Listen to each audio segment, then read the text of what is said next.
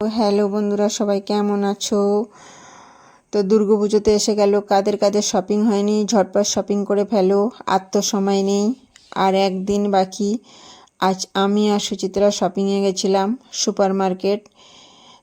তো খুব ভিড়, মানে দেখতেই পাচ্ছ রাস্তাঘাটে এত ভিড়, লোকজন সব ঠাকুর দেখতে বেরিয়ে গেছে।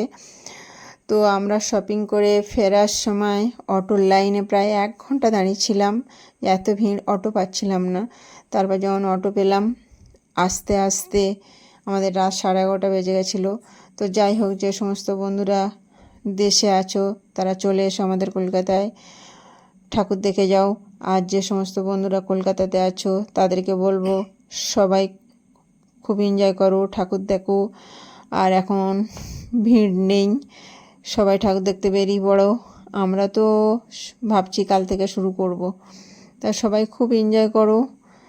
আর দেখো আমাদের রাস্তায় কত ভিড়, কত গাড়ি।